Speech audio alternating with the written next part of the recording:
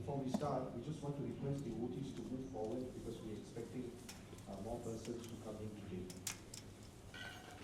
Today, as the last few days in the Goranga sector, we are again very fortunate, very happy to have His Grace Chaitanya Charan Prabhu here with us. Prabhu's already been in Singapore for the last 1 week, and he has been taking many sessions with the devotees, especially at the center. So I don't think we all know Chaitanya Charan Prabhu, but for those of you who are here for the first time, Chaitanya Charan Prabhu is one of the most prominent preachers and speakers, not only within our movement, but in these spiritual circles. He is a very advanced thinker, and And he has connected so well with corporates, with youths, and with the mass public to preach Krishna consciousness and about spirituality. Right? He has written about 30 odd books, I believe. Right? In his last 30 years in Krishna consciousness, he has written 30 odd books, written over 5,000 articles. That is, every day, and I personally have seen this, he has put a target on himself. At least an article, a video has to go out from a verse from Bhagavad Gita. So for many years he's been traveling around the world. Every 6 months he's in India, and the other 6 months he actually travels all the continents around the world preaching about Krishna consciousness. So we're very honored to have Prabhu here. Prabhu will be here today. Tomorrow, 7:30 a.m. he will be at the Bhagavatam class. He will take that, and I think in the evening he will also be taking the Bhagavad Gita class at Saktah. But without further ado now, we will hear from Prabhu on a very important topic. Hare Krishna.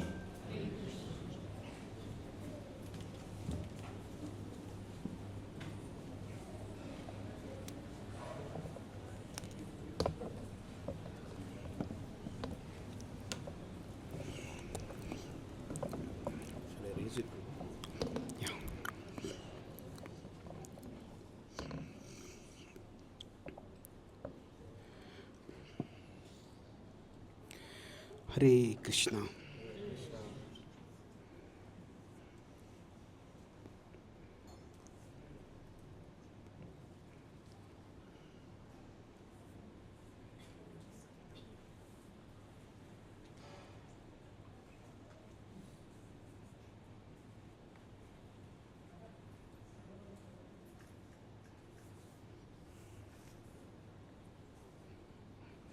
Om Ajnanatimirandhasya Jnananjanashalakaya Chakshurunmilitam Yena Tasmai Shri Gurave Namaha. Nama Om Vishnupadaya Krishna Preshtaya Bhutale Shrimate Bhakti Vedanta Swami Iti Namine. Namaste Saraswati Deve Gauravani Pracharine Nirvishesha Shunyavadi Paschatya Deshatarine Vancha Kalpatarubhyascha Kripa Sindhubhya Evacha Patitanam Pavanebhyo Vaishnavebhyo Namo Namaha. Jai Shri Krishna Chaitanya Prabhu Nityananda Shri Advaita Gadadhara Shrivasadi Gaura Bhakta Vrinda. Hare Krishna Krishna Krishna Hare Hare Hare Rama Rama Rama Hare Hare.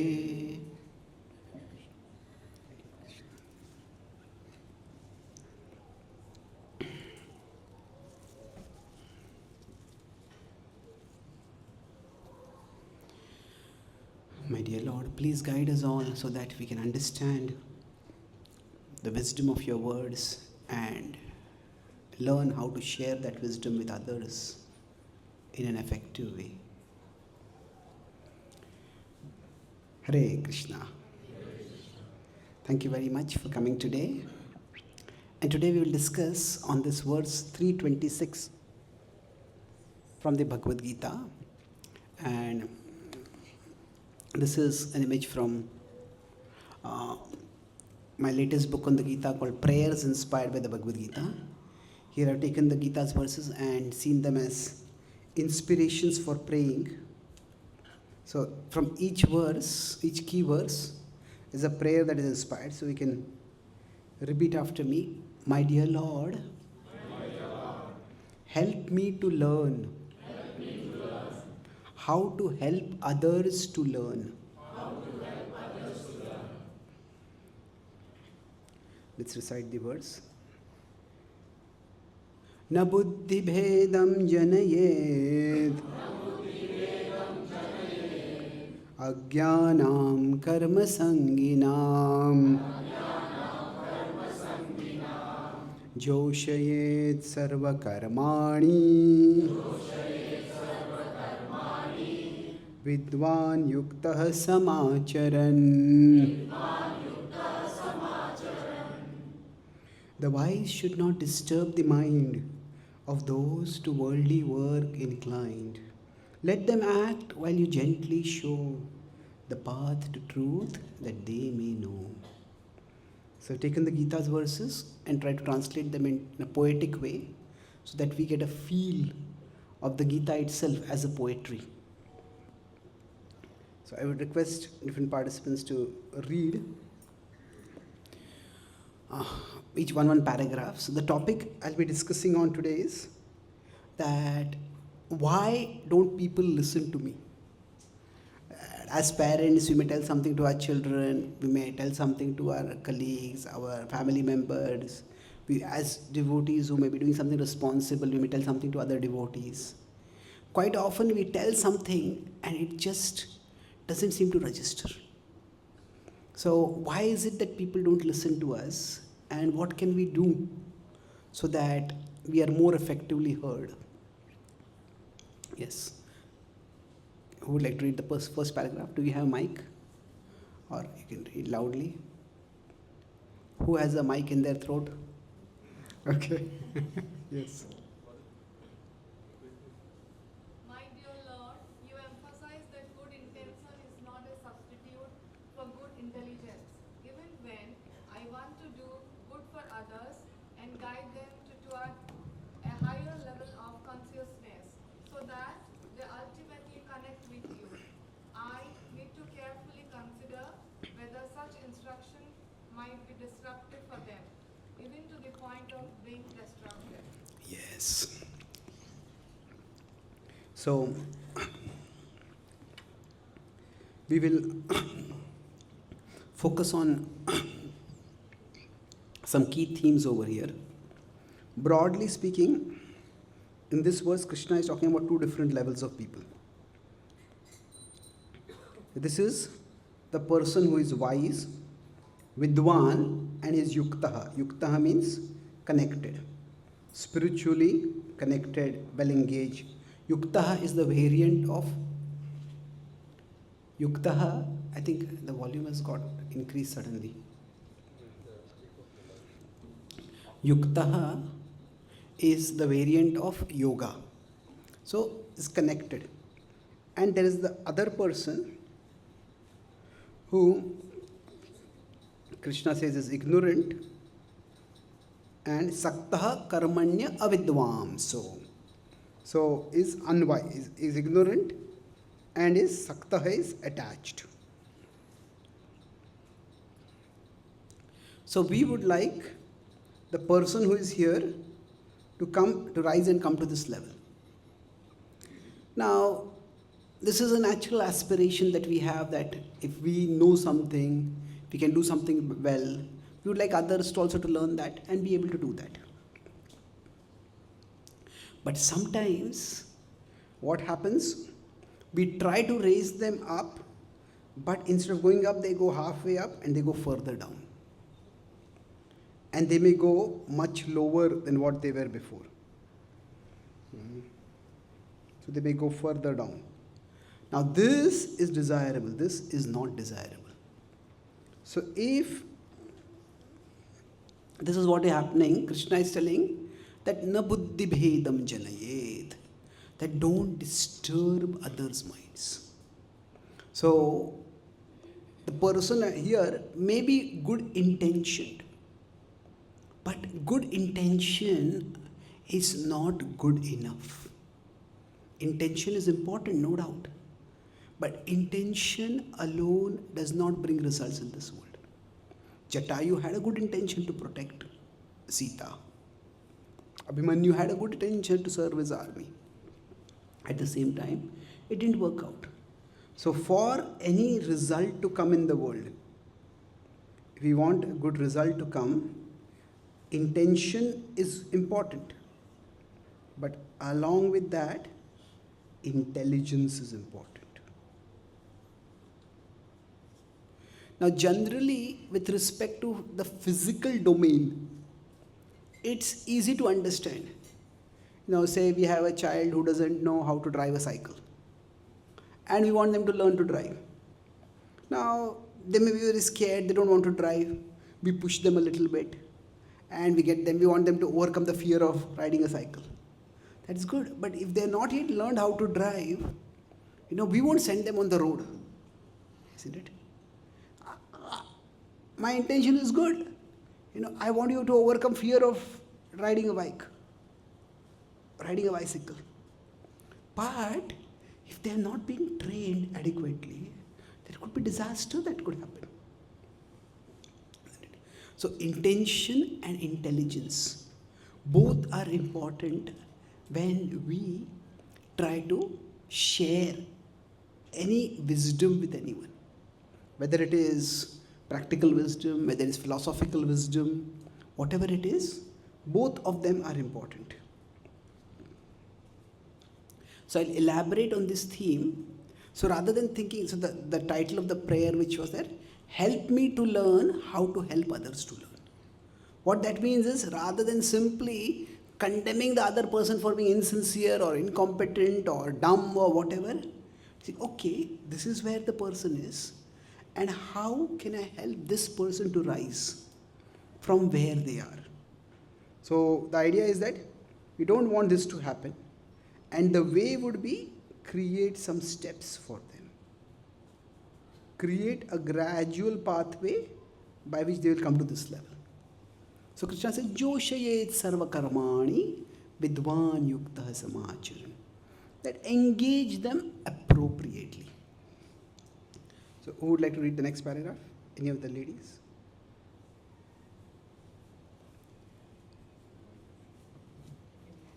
The mic is coming to you. When I want to help others rise, and even when they want to rise, I may expect, demand, or insist that they progress faster than they are capable of. Consequently, they may slip and fall, falling further than where they originally were. That is, they may become alienated from spirituality, thinking it to be impractical or impossible, or alienated from spiritualists, thinking them to be too critical or pushy. Yes. And we all probably have this experience that when we try to share some spirituality with others, we're introduced to Bhakti and we want to share with others. When I was in college, I was introduced in my third year of engineering, and it was life-changing for me. I always wanted to understand what life is all about. I read a lot of books, but when I read the Bhagavad Gita and was asked questions and got answers, so like many of the jigsaw puzzles started falling in place. So I became very enthusiastic about sharing it with our friends. So then after I finished my college, I worked in the company, and I was in a multinational company, and another student also from my college had gotten the job in the same company. So we used to go in the same bus to the company, and I would join at an earlier stop.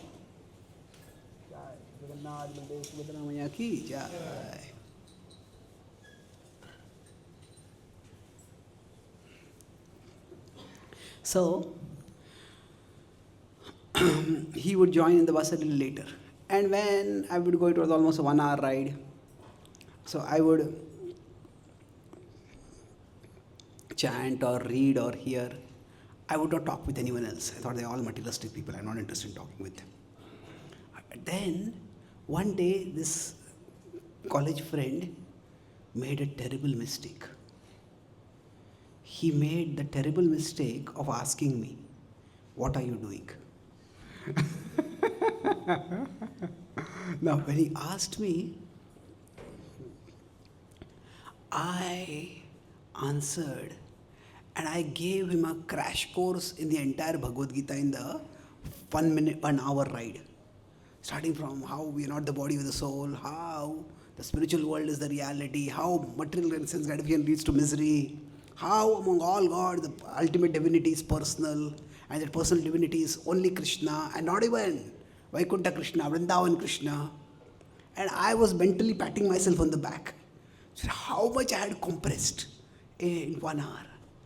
Little did I notice that his eyes were actually reeling by the time I finished. And then after that, whenever he would board the bus. He would peek into the bus and see where I was sitting and enter from the other gate. So I thought I was giving him a crash course, but all I gave him was a crash. So I just gave him a complete overdose. It was a casual inquiry. Had I made it into an existential inquiry? So basically, sometimes we may want to raise people. The intention may be good, but the intention may backfire. Now, many years later, I met him. He was working in Seattle when I had gone there. He was working in Microsoft at that time. We met and we had a nice chat. I apologized for my overzealousness to him. So it seems his sister had become a devotee, and his sister had actually undone the damage that I had done.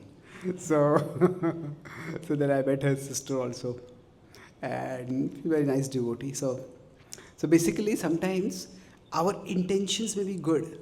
What we want to tell others is valid and valuable, but it may backfire. So to prevent this from happening, so if people are not able to rise, then we want to create a pathway for them. So that's what we'll discuss. If our speech doesn't work, if our speech, which is well-intentioned, takes people further away from us or further away from where we want them to be, then what can we do? So I'll talk about 3 things. ACT is my favorite acronym. So I use it for many different things. But I'll talk about generally when there is communication. It's say between person 1, person 2. So for communication to be effective, there are 3 aspects. What I am speaking, it has to reach the other person first. So first is I had to analyze whether my speech is reaching the other person. The second is, does the other person, the reach is there? Reach means, not that I speak loudly, it is reach means does it reach the head and the heart? And the second is, does the other person have,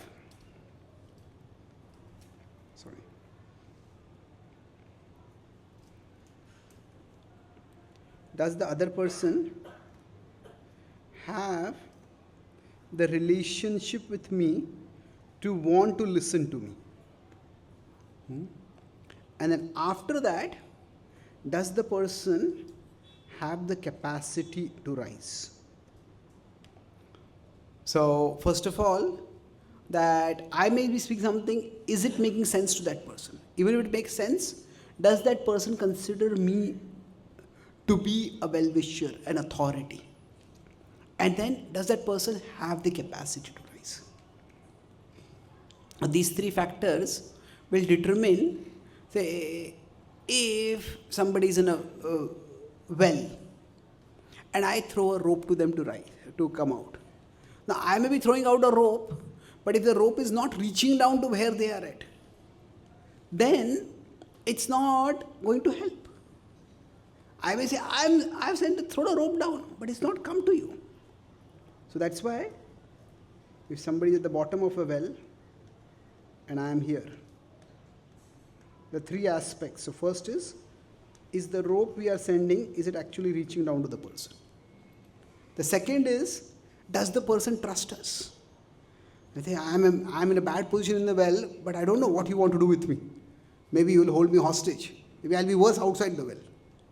Does the person actually trust us enough to hold on to the rope and come out, or to be pulled out, whatever? And the next is, does the person have the capacity? That means if we want them to come out, do they have the strength to do it? So that, these 3 things, whenever you want to help someone, those 3 things need to be considered. So we are going to talk more in terms of speech over here, but it applies in various areas of life. Speaking is not divorced from living. Because in spirituality, when we speak, it is meant to help others become better in terms of their actions, their living. So now, I'll start with 3 verses from the Bhagavad Gita for each of these. It says A, C, T. So A is analyze. You want to analyze how is my speech. So 17:15 in the Bhagavad Gita is about austerity of speech. Anudvegakaram vakyam satyam priyahitam chayat swadhyayabhyasanam chaiva vanmayam tapa uchyate. So what Krishna says over here as the attributes of speech, they can be analyzed in broadly two categories. Krishna says first of all that whatever we speak, so he used 4 attributes, but I'll put them in 2 distinct ways over here. Let's put it this way. At first Krishna says our speech needs to be sensitive. And second is it needs to be sensible. So sensitive is what appeals to the heart. Sensitive is what inspires. Sensitive is what touches. And sensible is what appeals to the head. So whenever we are trying to help anyone, their head and the heart both are to be involved. So there's reasoning faculty and there is their emotional faculty. So sensitive, Krishna gives 2 criteria for that.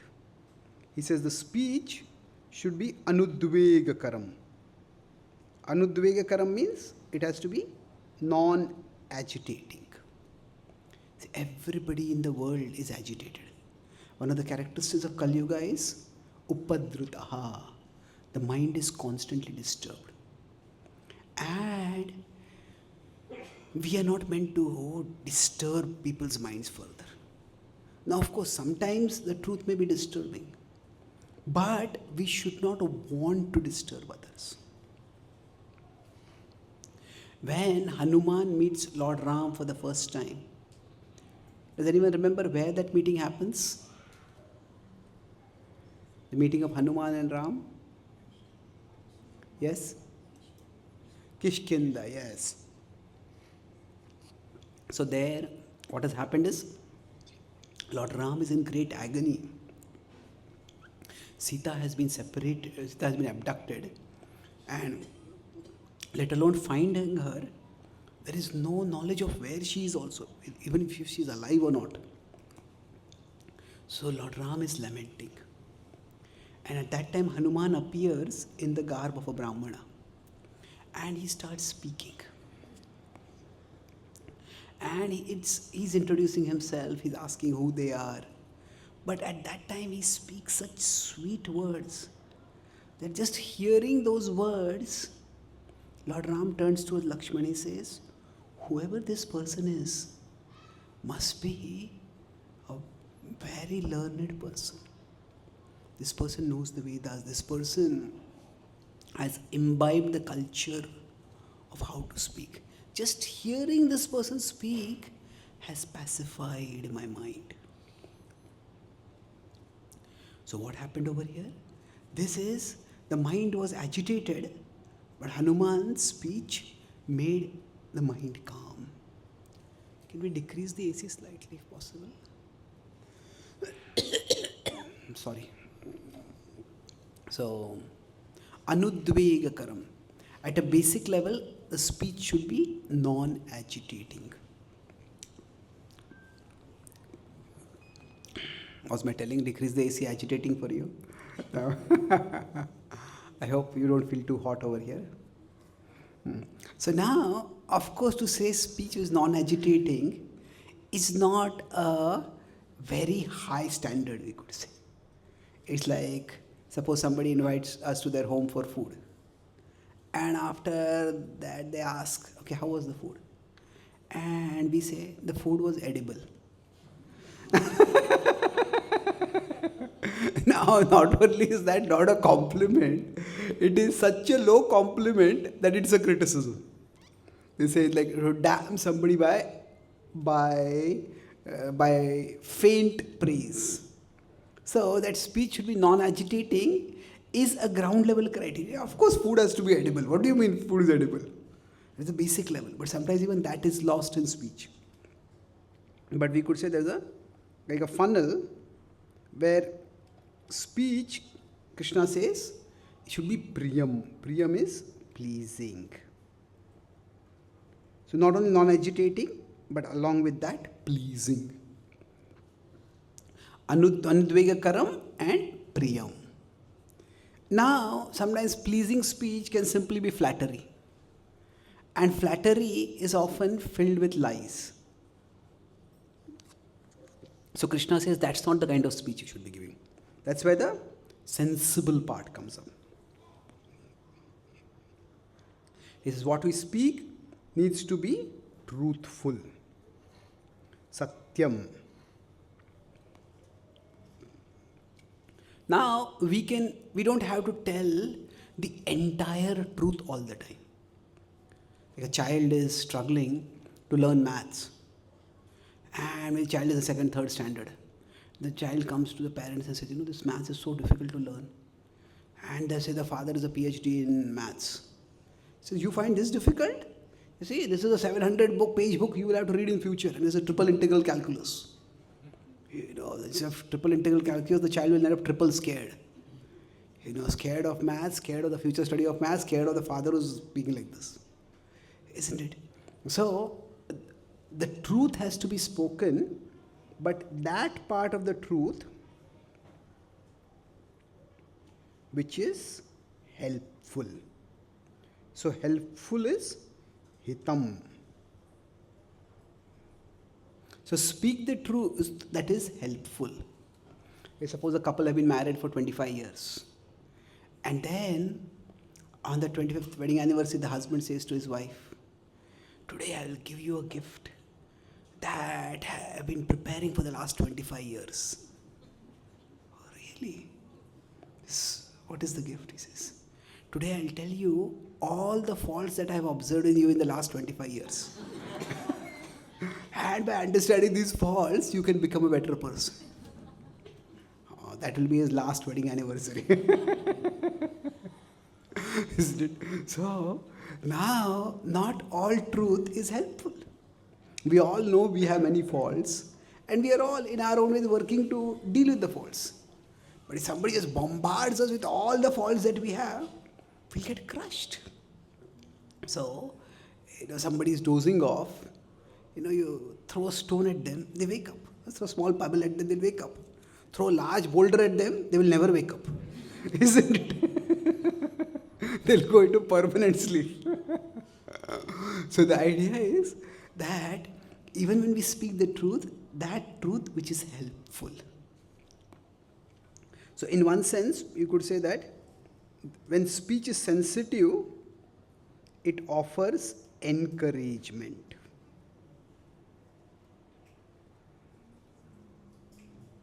And when speech is sensible, it offers enlightenment.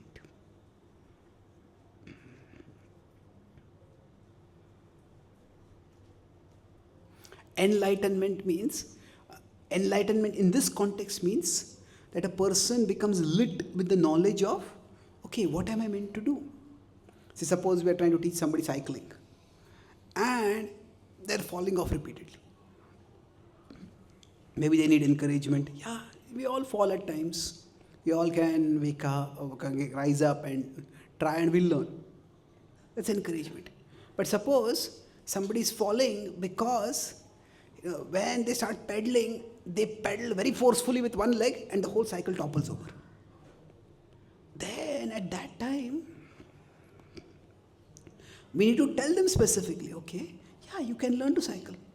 Yeah, but how do I learn? What am I doing wrong? Isn't it? Suppose our laptop is not working and we call customer care. And the customer care says, okay, I have this problem. My laptop is not turning on. Don't worry, you can do it. You can make the laptop work. I don't need encouragement. I need you to fix it. You need to tell me what I should do to fix it. So there's a time when encouragement is required and a time when enlightenment is required. Now, quite often when we are guiding others, both are required. If you see the Bhagavad Gita itself, in many ways, the Gita's main body is enlightenment. Krishna is analyzing the various parts of yoga and he is giving guidance about how to function. But along with that, there are many places where Krishna gives encouragement. Say 2:11. The very first verse, Krishna is saying, Ma Shuchaha. Is that the first verse? That is the last verse. 1866. But first verse was what? Ashochanano shochastvam pragyavadamsha bhasase katasuna sakutasunshya nanu shochanti panditaha. So it's like a say a parent has come, mother has come to a doctor with a child who is sick, and the mother is very scared and alarmed. Has my child got some terrible disease? How will the child be cured? What is going to happen? So the doctor starts by saying, Ashochan. No, don't worry, this is not worth worrying about. And, okay, the mother feels calm, okay. This is not worth worrying about, not worth getting worked up about. I have got it in my control. And Krishna gives the whole message, and at the end he says, Ma Shuchaha. Don't worry.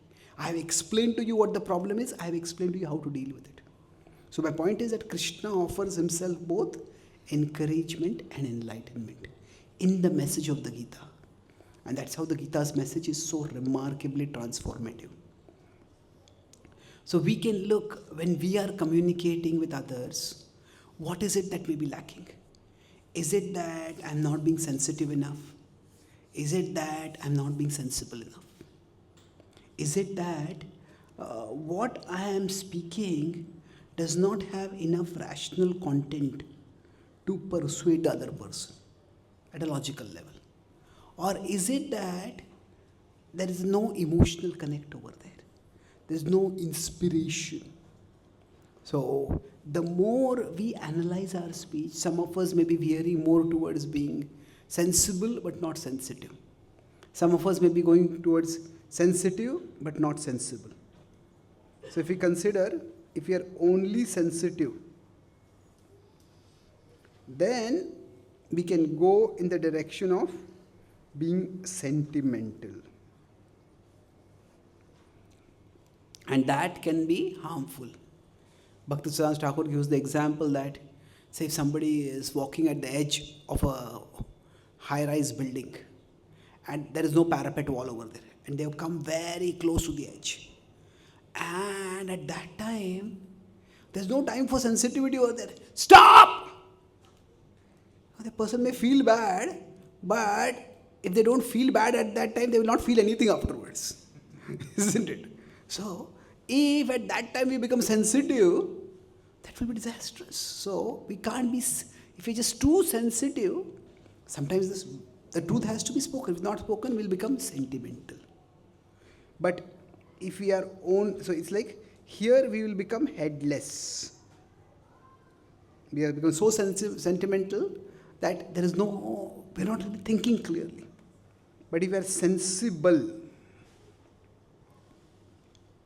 if we go too far in that, then we will become heartless.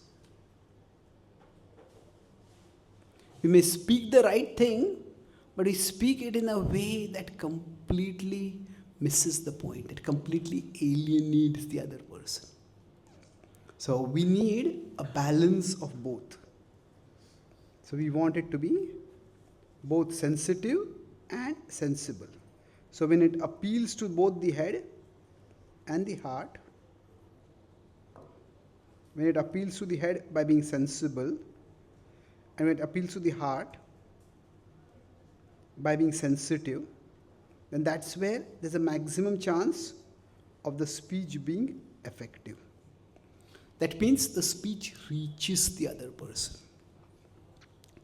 And Srila Prabhupada, often when he would give his classes, it was very philosophical. This is that he would make philosophical points. It would be focused more on enlightenment. At the same time, after the classes, when Prabhupada would talk with people, he was able to connect with people at a very deep level.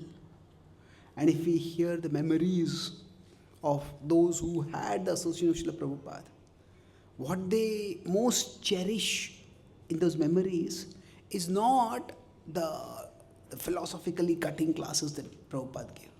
Yes, philosophical cutting conversations that they had, they remember that. But what they cherish is those sweet, loving exchanges, where what Prabhupada did touched their heart. So one time, Jadurani Mataji, she came to Prabhupada and she said, Prabhupada, there is a picture over here on your asan where you sit. I need to clean that. So can I step on that asan to clean that? And actually, that is a picture of Radha Krishna. So Prabhupada just smiled and said, to serve Radha Krishna, you can step on my head also. Now, of course, you would never do that. But point was that Prabhupada spoke in such a way that it was very sweet. At one time, the couple of devotees who were quite leading in the movement, at that time, it was a nascent stage of the movement, the early stage. Before they had come to Bhakti, they had been involved in some drugs. That was quite common among the counterculture. Not only taking drugs, but sometimes just for money, people would peddle some drugs.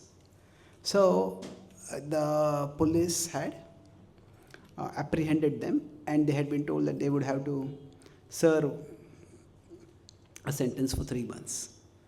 Now they were feeling extremely embarrassed. There they are. They had been associated with Prabhupada. They had become initiated. They were telling others to follow the 4 regulative principles.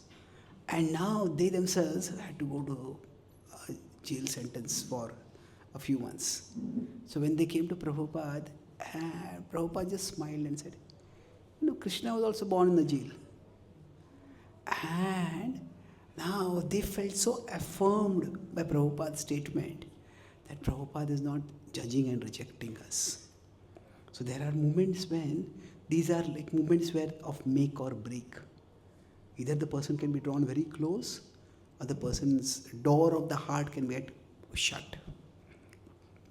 So we often hear of Srila Prabhupada as uncompromising, speaking the truth without any hesitation. That's true. But Prabhupada's focus was not just to be uncompromising. Prabhupada's focus was to bring people to Krishna consciousness. And that's where he had a very intelligent and devotionally divine blend of being sensitive and sensible. So this is where we can introspect and see, when I speak, what is it that is lacking? When I am telling others, if it's not reaching, maybe there is something which is deficient in my speech. That's the first part. What is the acronym we are discussing? ACT. So A is analyze our speech. And now C is about the connection that we have with others. So analyze our speech and connect with others. So how exactly I'm connecting with the other person?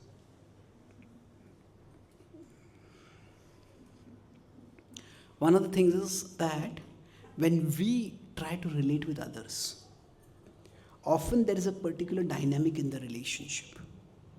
What do I mean by the dynamic in the relationship? That say, if this is the authority and this is the subordinate. So now you could say there are 2 modalities of relating. One is, it's a very vertical relationship. The authority is up here and the subordinate is down here. Now the other could be, let me remove this. The other is the authority is here and the subordinate is here. So broadly, most of Eastern culture is quite hierarchical. Most of Western culture is much more egalitarian. And what happens is, in different cultures, the authority it works out differently. Quite often what happens is, in more hierarchical societies, the society is hierarchical, the authority comes from the position. By position means what? That the person is in a particular position. If the parent is there, children are expected to listen to the parents.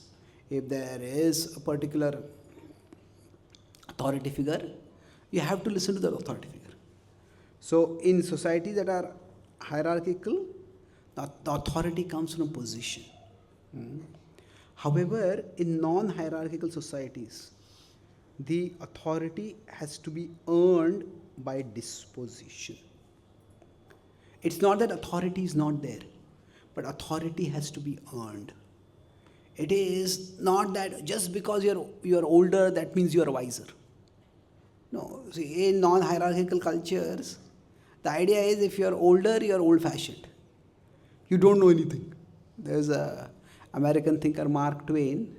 He said that when I was 17, my father was a fool. Now I'm 25, and I'm amazed how much the old guy has learned in the last 8 years. Now, it's possible the father has learned some things, but it is also quite possible that the child has grown up. At 17, you think I can conquer the whole world. At 25, most people are trying to settle down in life and trying to take up some responsibility, and they understand life is not as easy as I thought it was. So sometimes it takes time. So, what is the nature of the relationship? So when Srila Prabhupada was in India, at that time, because he was a saintly person, because he was an elderly person, people respected him. Now, they didn't respect him enough in the sense that they wanted to obey him completely. They respect him, sadhu, they would come and listen to him. But after that, they'll go on with their life. They wanted him to go on with his life. Now, Prabhupada wanted transformative communication. When he went to America, it was not that he was respected as a saintly person who is a spiritual teacher who has come to deliver all of us. Prabhupada had to earn that respect, day in and day out, by his conduct. When Srila Prabhupada in the early days was staying at 26 2nd Avenue, he had invited some of his students also to come and start staying, those who had become serious. But their idea of seriousness was that they would regularly come for the classes and do a few things here and there. But when there would be programs, they would just eat the food and they would just leave and go. And Prabhupada himself had to clean all the plates. So Prabhupada cooked, Prabhupada served the food, and Prabhupada, he cleaned it all. Then, every morning, when they were all staying together, Prabhupada would stand in queue to use the restroom. So, they didn't have that understanding. But gradually, by his actions, day in and day out, he slowly earned the respect. And then when he had earned that respect, when they felt that the Swamiji not only knows a lot of stuff, but he also cares for us. He wants what is good for us. That's the time when they became ready to lay down their life for him. So, quite often when we feel people don't listen to us, it may be because the authority, we are assuming it, but they expect that the authority has to be earned. Now, so this is difficult. See, what happens is, especially there are different areas. So if a patient who is sick goes to a doctor, what happens is, the sickness itself creates the need. And once the need is created, the doctor says, okay, we have to take this treatment, take this medicine, it will be painful, but you have to take it. So, okay, I'll take it. But if suppose we are not feeling any pain at all, and the doctor says, okay, you have to take this treatment, it involves a lot of expense, of money, of expense of time. Say, is it really necessary? Do I really need to take it? So what happens is, in that case, the doctor's words will not have weight. So what happens? Either the authority comes because I have a need, or I feel that what you want is good for me. So sometimes that particular connection, that relationship may take time to develop. And that's why when we go through a phase, it's important to not overreact. Why don't you listen to me? You are a terrible person. No, it may not be that they are terrible, the other person is a terrible person. It may be that they are just going through a different phase in their life. So, quite often in today's world, if we find that, say, our children or others don't listen to us, it's not that they are being difficult. That may be part of it, but it's also that they are in difficulty. Because the world is a very complicated and confusing place. And one of the things that happens is that one generation feels that my life is so different from your life that what you are telling me doesn't apply in my life only. You are a different generation, I am a different generation. And yes, there are things that are different from generation to generation, but there are things that are similar also.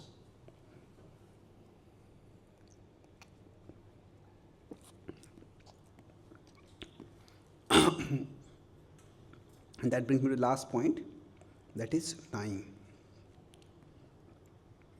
What do you mean by time? That sometimes we may have the best intentions, we may also be speaking in a balanced way, we may also have a particular relationship dynamic, but sometimes it just requires time for the results to come. So I'll give 2 examples of this. I'll focus on one, and then if we get time, we'll go to the second example. Let's look at the example of Vidura and Dhritarashtra. Just like there's Chanakya Niti, Vidur Niti is also considered one of the classics in the Vedic tradition. Vidura's words of wisdom to Dhritarashtra. And Vidura, throughout his life, was speaking words of wisdom to Dhritarashtra. But what happened with Dhritarashtra? He liked to listen to words of wisdom. And that's all he liked to do. He just liked to listen and nothing more. So because of that, although Vidura was speaking, the words were having no impact on Dhritarashtra.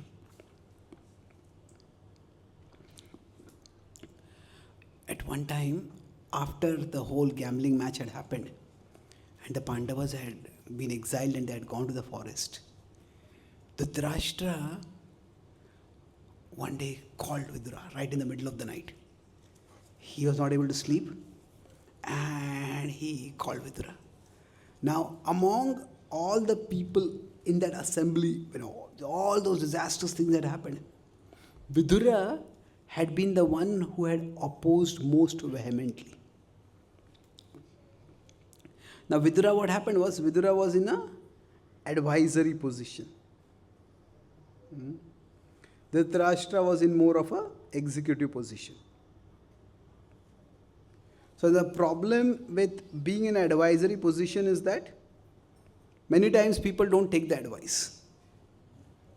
So now Vidura had tried vehemently to get Dhritarashtra to stop, but Dhritarashtra had not listened at all. And when he woke Vidura in the middle of the night and called him to his palace, Vidura came, the king is calling. So Dhritarashtra said, "Oh Vidura, after all that has happened in the gambling, in that assembly, I am not able to sleep. I am feeling great anxiety for the safety of my sons. Please tell me how there can be auspiciousness." Now Vidura just got enraged on hearing this. He says, throughout the assembly, he was telling him, stop, stop, stop. He didn't stop. And now, after that, he's saying, he goes on, not on a rant, yelling at Dhritarashtra, but he speaks very eloquently. He says that, "O king, you are asking about how to bolt the door of the stable after the horse has run away. O king, you are asking how to close the water canal after all the water has flown away. O king, you are asking how to save the barn after the fire has reduced it to ashes. You should have listened to my words when I was telling you to stop the gambling match. You did not listen, and therefore all is lost." Dhritarashtra says, "No, that cannot be. Please tell me. What can I do? How can there be auspiciousness for my sons?" He said, "You have antagonized the Pandavas. They were living peacefully and your son was living peacefully. But you antagonized them and they have all taken vows to destroy your sons. There is no hope for them. Vidura, please don't speak like this. Tell me what can be done. Then Vidura finally says, the only chance for their survival I see is that you summon Duryodhana to the palace and have him arrested. Have him tied hand and foot and tell him to go. Take him to the Pandavas, and in front of the Pandavas, let him fall at the feet of Yudhishthir and beg for forgiveness for what he did to Draupadi. Bhima will never forgive him, but Yudhishthir is virtuous. If Yudhishthir forgives, then Bhima will not go against his brother. On hearing this, now sometimes what happens is, we ask for advice, but we don't want the advice, isn't it?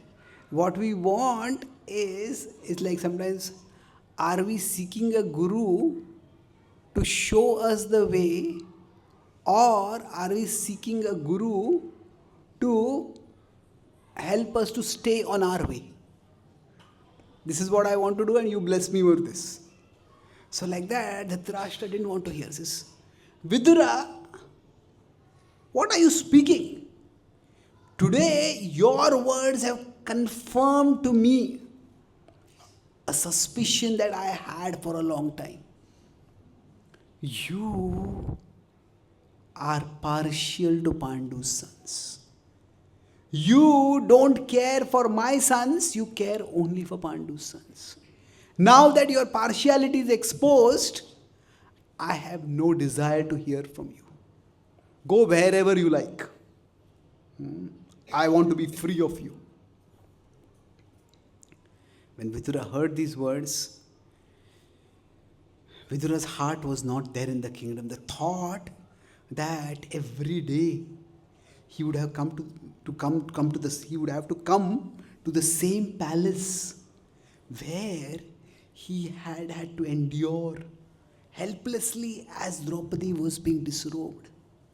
That thought was terrible. Nowadays, as there's more and more trauma research, what we know is that if somewhere, some place, somebody has experienced something terrible, then if they go to that place, traumatic memories get triggered. So now, if something terrible happens to someone, they get traumatized. But if somebody is supposed to be in the position of their protector, and they are not able to do anything at that time, that pain is even more. So Vidura felt that, I am an elder in the family, and Draupadi is the daughter-in-law of this family. And while she was dishonored, I could do nothing to protect her. And nobody in this assembly stopped. So the thought of coming day after day to the assembly, that caused dread to him. So he decided that now that Dhritarashtra has said, let me leave. So he hitched his chariot, got his charioteer, and he followed the path of the Pandavas. He asked the citizens, and it was late night, so by early morning, he reached the Pandavas. And when Bhima saw Vidura coming, he said, so what has Vidura now come for?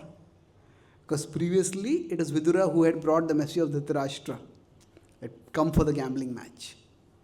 So Yudhishthir said, calm down, Vidura is our well-wisher. And Vidura told Yudhishthir what had happened the previous night. And he said, I have no desire to stay in that kingdom. Can I stay with you? Now, Yudhishthir welcomed Vidura. He said, you have always been our protector. And, Vidura was not really a threat. So at that time, for Dhritarashtra, So that's why he did not have fear. Kunti had stayed back this time with Vidura's wife. But they were not a threat, so Yudhishthira didn't have any fear that Dhritarashtra would do anything to harm them. So Vidura said, yes, please, we'll be blessed to have your association here in the forest. And then, here, the other side, the next morning, when Dhritarashtra woke up. So he woke up and he said, oh, Vidura is not just my brother, he's my friend, he's my confidant. What did I do? Why did I send him away? So he called Sanjay. He said, Sanjay, please go and find where Vidura is and please call him back. So then Sanjay went. And when Sanjay went back, so Sanjay went there and he conveyed Dhritarashtra's petition. Now, when Vidura heard it, Vidura looked at Yudhishthira. And the Pandavas decided, and it was unspoken, because Sanjay was there, so they didn't speak anything. But the Pandavas decided that it would be good. Pandavas felt, and Vidura also felt the same way, that it would be good if Vidura is in the kingdom. At least, if Duryodhana makes some more terrible schemes, Vidura will be there, Vidura will be aware. Previously, when they had tried to burn the Pandavas in Varnavath, Vidura had warned them and helped them prepare. And Vidura also felt that Dhritarashtra could be reformed and Dhritarashtra could be saved. So, in the Mahabharata, often the question comes up that there are some good characters who stay or who don't come to the right side or who stay on the wrong side. So, why is that? So, actually, there are two things. There is Vidura and there is Dhritarashtra. And there is also another pair. There is Bhishma and there is Duryodhana. So, no, why Bhishma stayed on the side of Duryodhana is a mystery. There are many reasons.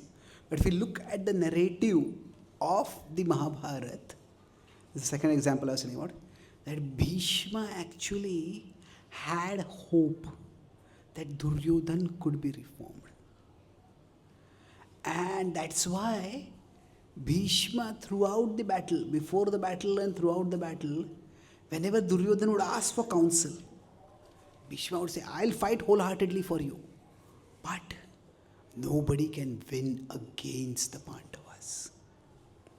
On the fourth day of the war, I'll come back to Vidura and Dhritarashtra, but the point I'm making is that Vidura's words did not have effect on Dhritarashtra. But Vidura had hope that Dhritarashtra could be saved. Similarly, Bhishma had hope that Duryodhana could be saved. So what happened is that with respect to Dhritarashtra, there was a force dragging him down. Who was that? Duryodhana. Now Bhishma felt that there is a force dragging Duryodhana down, and that is Karna. Now was Karna actually dragging Duryodhana down? Well, in one sense, yes. What had happened was that on the Kaurava side, none of the other Kauravas had that deep-rooted envy towards the Pandavas, except for Dushasana. And other Kauravas were more or less obedient followers. So now Dushasana also, there were some cracks. So when Krishna had come as the Shanti Dut, Krishna spoke so persuasively using Sam, Dam, Bhed and Danda. And Krishna talked about how Arjuna had gone to Swarga and had got back celestial weapons, how Bhima had destroyed undefeatable demons. And hearing the prowess of the Pandavas, Dhritarashtra's heart started trembling in fear. So not Dhritarashtra's. Dhritarashtra was always trembling in fear, but Dushasana's. And then Dushasana said, suddenly he burst out If Duryodhan doesn't accept Krishna's peace proposal, then maybe we should arrest him and hand him over to Keshav. And that way we can have peace. Now Dushasan remembered how Bhima had taken a vow, to kill him. So when Dushasan spoke like this, a complete silence fell. And for Duryodhan, this was a nightmare scenario. Duryodhan's whole life was trying to create a division among the Pandavas. He felt as long as the Pandavas are united, they'll be very difficult to defeat. He wanted to break the Pandavas. And in many ways, his attempt to disrobe Draupadi was not so much driven out of lust as it was out of pride and ego. In general, whenever there is sexual predators, there's a crime like rape, it's less about lust and it is more about power. If it's only lust, a person can just go to a prostitute and fulfill their desire. But the idea is, it's more about power and controllership. I can force you to submit to my will. So for him, for Duryodhana, what he had wanted to do was, if he tries to disrobe Draupadi, she will be humiliated. And she is humiliated, the Pandavas will be humiliated. And the Pandavas will break apart because of that. So because Yudhishthira has done this, surely Bhima will not tolerate this. And Bhima will go against Yudhishthira. So I'm going on little sidetracks over here, but I'm talking here about the power of speech also, how it works. So what happened when Draupadi was about to be, before the disrobing had started, Draupadi tried to reason with the assembly. She said that if Yudhishthira had already gambled himself and lost, then how could he gamble me? If he was not his own master, was he my master to gamble me? Was he? So, at that time, Duryodhan tries to play husband against wife. And Duryodhan says that, oh Draupadi, if you admit that Yudhishthir, who is Dharmaraj, committed adharma, then I will at this moment excuse all the gambling losses that you have made and I'll return the kingdom back to you. Now, although Draupadi was in danger, Draupadi was mortified, but still she was also a Kshatriya lady. She understood how politics works. So she said, Yudhishthir never wanted to gamble at all. It is only because his elders instructed him to that he gambled. Therefore, let those elders decide whether what was staked in gambling was ethical or not. So there she stuck with her husband. Afterwards in the forest, she questioned him quite strongly. But anyway, my point was, they were always trying to split the Pandavas. And when that argument didn't work and Draupadi was about to be disrobed, at that time Bhima exploded. And Bhima said to Arjuna, Arjuna, bring fire. He says, I will burn the hands of Yudhishthir. These were the hands by which he gambled the fair Panchali away. Those hands deserve to be burned. Now Arjuna, look at Yudhishthir, look at Bhima. Arjuna would have said to Bhima, how can you speak like this about your brother? But that would not have worked. So what did Arjuna do? Did he obey Bhima? No, he cannot obey Bhima also. So Arjuna said, oh Bhima, do you really want to speak words that will increase the joy of Duryodhana? And Bhima glared at Duryodhana and he saw how Duryodhana was smirking. And Bhima controlled himself. So what happened was, actually, if you look at the siblings, it's very difficult to think of two siblings who are as different as Yudhishthira and Bhima. Both of them are Kshatriyas, but Yudhishthira is more like a Brahman Kshatriya. He will bend backward to try to negotiate and avoid fighting. Bhima is like a Kshatriya. He's Kshatriya squared. He's like itching for a fight. And both of them are older to Arjuna. And yet Arjuna has to act as a balancer between them.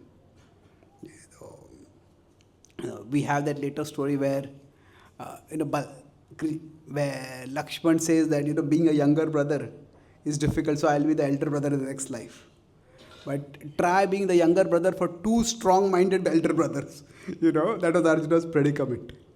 But Arjuna used expertise. So my point was, Duryodhana was trying to break the Pandavas, but here he was seeing that his own brother was speaking against him.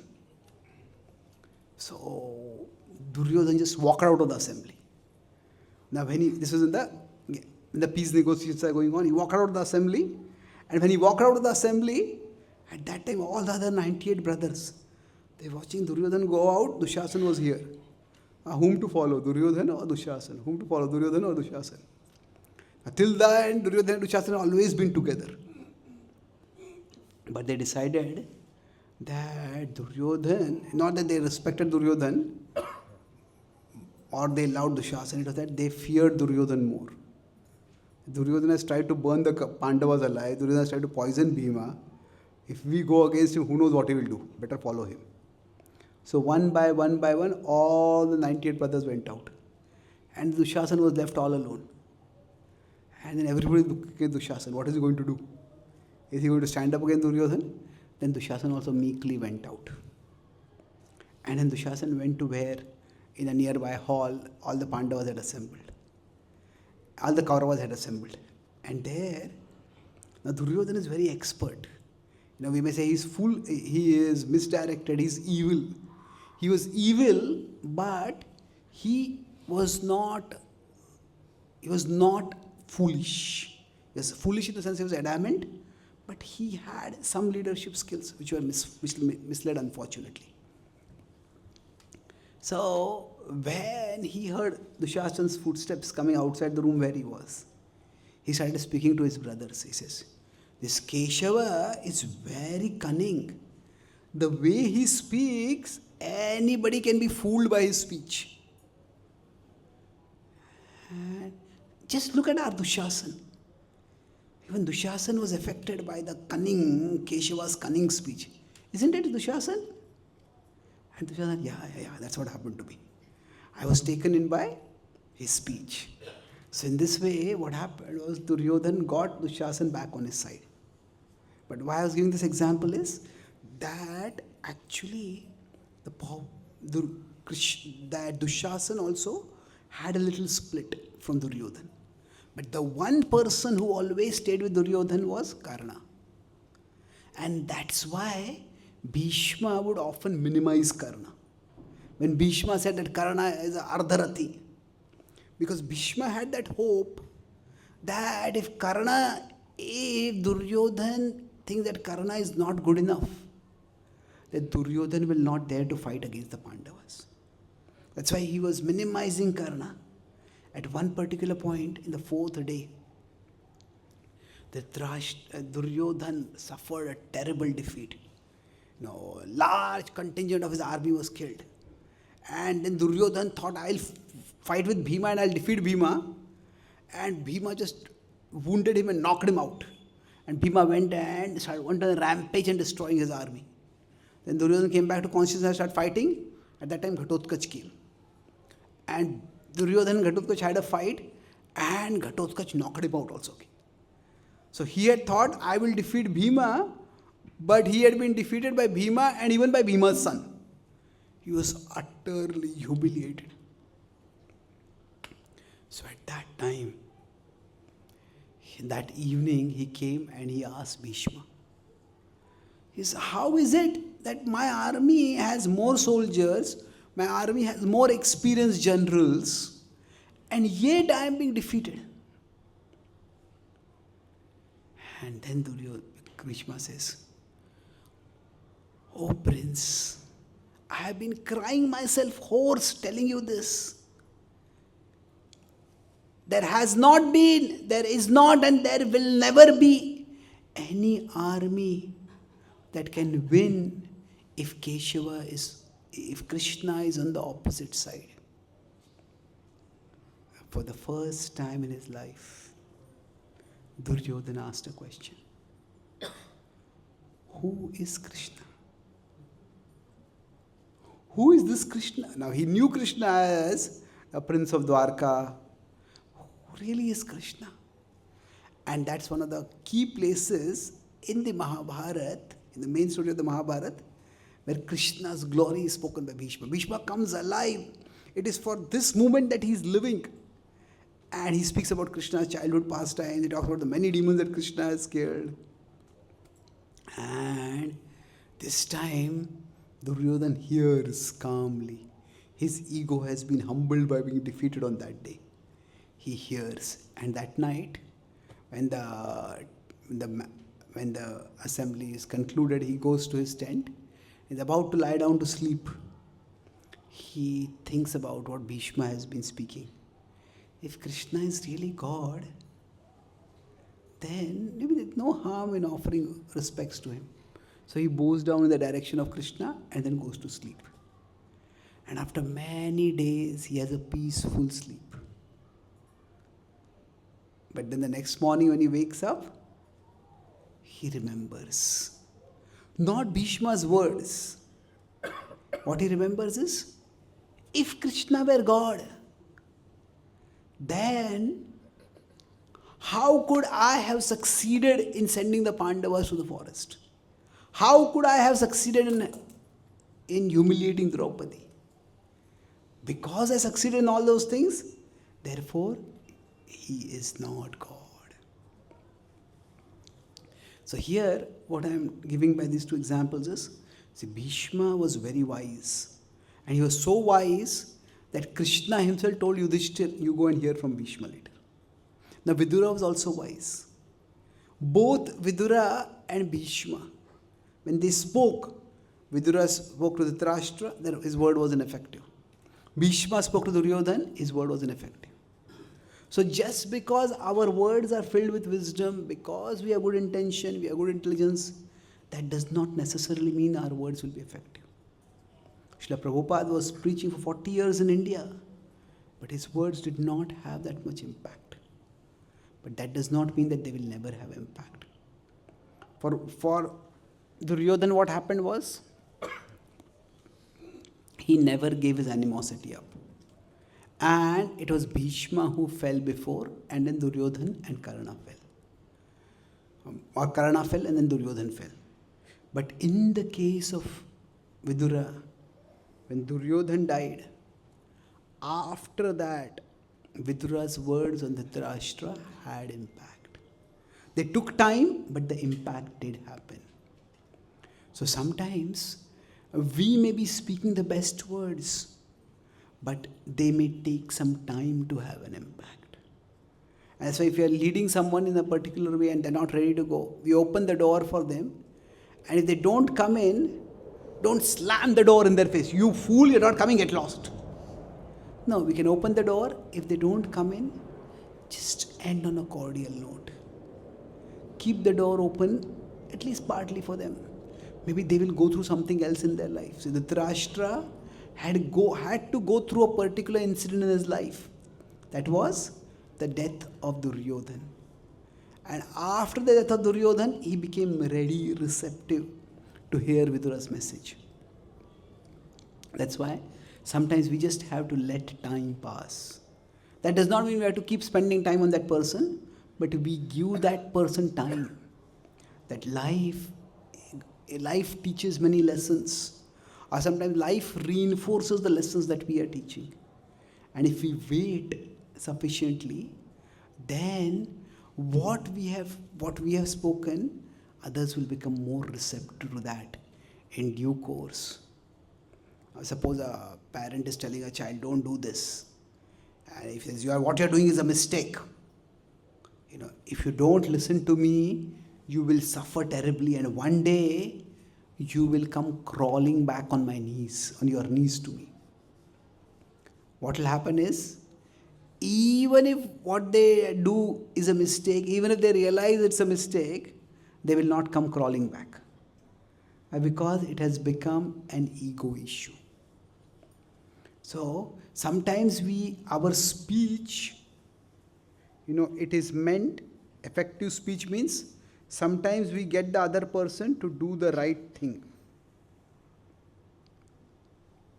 The effectiveness of the speech is sometimes we get the other person to do the right thing, but sometimes all that we can do is just maintain the right relationship. They may not do the right thing, but we maintain the right relationship, and with the passage of time, later they will come and do the right thing. So that's why it's not always in our power. Karmanyevadhikaraste ma phaleshu kadachana. We do our part in speaking, and sometimes it works immediately, sometimes it will work after some time, sometimes it may work after a long time. But we do our part to the best of our capacity.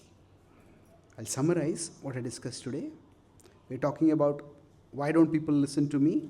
How can we make our speech more effective? So I talked mainly about 3 points. What is the acronym? ACT. A was analyze, or analysis we could say. Analysis to understand. So the theme was, when I am speaking, it's like we could have the metaphor over here, that like there's a well, and there's a bottom of the well. Is the rope reaching the person at the bottom? Does the person trust who is at the top, and is the person having the capacity to come out? So we discussed that well metaphor. So analysis was, we discussed how speech has to be both sensitive and sensible. This is where in this section only I spent the maximum time in terms of conceptual analysis. Sensitive means there are two things. It is non-agitating, it is anudvegakaram, and it is pleasing, like a funnel. And sensible means it is truthful and it is helpful. So now if it's only one of these, if it's only sensitive, too far it will become sentimental, it will become headless.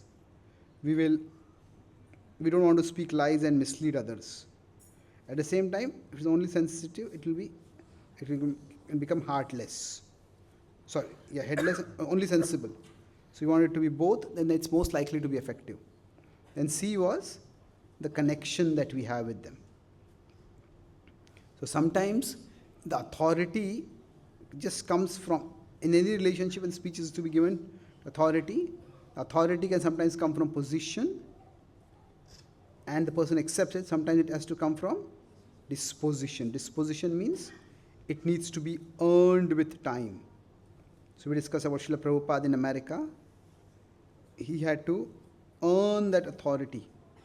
And once it was earned, then people were ready to do anything for him. So for us, sometimes this is a challenge, that we expect that the relationship should be more hierarchical, but the relationship is more egalitarian. And then gradually by our action, when we say earn authority, means that the other person has to feel two things, that we actually want to help and that we can help. That they need to have that confidence that we are their well-wisher and that we have the wisdom it takes to help them. So when that authority is earned through the disposition, then they will be able to accept. And last T was time. That sometimes, despite our best effort, the other person themselves may not have the capacity or the inclination. So there we discussed the example of how Vidura, his words on Dhritarashtra, they had effect, but it was after a long time. It required a long time, lifetime effort. On the other hand, with respect to Bhishma and Dhritarashtra, Bhishma and Duryodhana, the words, they never had the effect, because Dhritarashtra was never ready to listen. So therefore, when we talk about the effect of our speech. All that we can try to get the other person to do the right thing, but sometimes we cannot get them to do the right thing. Then all that we can do is try to maintain the right relationship, so that eventually life may teach them lessons by which they may become more ready to hear the right thing. And that's how the prayer we started was, help me to learn how to help others to learn. Thank you very much. Hare Krishna. Do you have time for a couple of questions? Okay, 6:57, yeah. 1 minute, and one question anyone has? We can take one question. Anyone there? Yes, please, behind.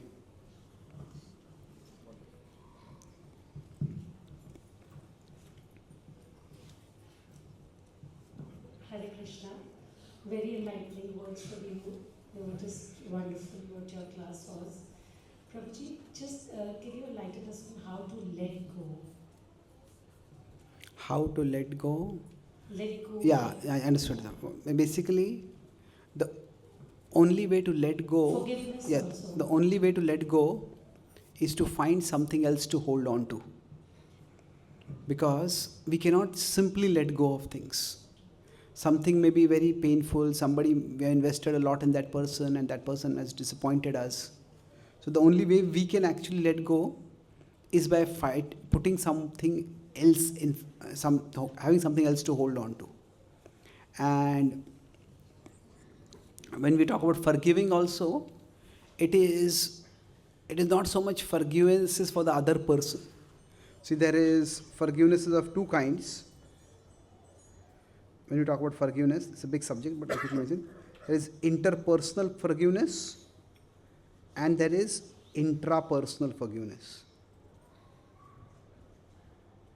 When you talk about interpersonal means what? That actually the other person wants forgiveness and asks for forgiveness and then we forgive. Now, sometimes I was once doing on mediation and one person had felt very hurt by the other person. So this person had written a letter and he started the mediation by saying, I forgive you and I have written this letter forgiving you. And the other person said, I forgive you for your audacity to think that I need your forgiveness. So, sometimes there is no chance of the mediation working if this is the attitude of people. But sometimes it happens that the other person does not even acknowledge that they have done something wrong. That is the time when forgiveness becomes very difficult. But that is the time when we cannot have any interpersonal forgiveness. That time, forgiving the other person is not so much for the other person as it is for us. That forgiveness is a gift we give ourselves. And one way we can reconcile it is that maybe I had hurt somebody else in the past and I never sought forgiveness. So the hurt that I had done to that person, maybe that's some other person that is maybe this life or previous life that is coming to me over here. It's like sometimes when you lend money to someone and that person has no capacity or no inclination to return that money, and we don't want to get into the trouble of suing the other person. So we may just decide this is a debt that I waive. So like that, forgiveness sometimes just has to be a debt that we waive. So again, but for that kind of forgiveness also, what is important is that we have to find some other purpose for our life. To put something behind us, we have to put something more attractive in front of us. And that's where Bhakti can help us. Now, however we may have been hurt, whatever may have happened in our life, if we are alive, that means Krishna is not done with us. That means Krishna has some purpose that he wants to do through us. So, if we focus on Krishna and on how we can serve Krishna, Krishna, what can I do for you? Then that will help us to find some meaningful purpose, something to hold on to, and that will make it easier for us to let go. Okay. Thank you very much. Srimad Bhagavad Gita ki, Srila Prabhupada ki, Gaura Bhakta Vrinda ki jai. Chaitanya Charan Prabhu ki. Jatayu Gaur Preman.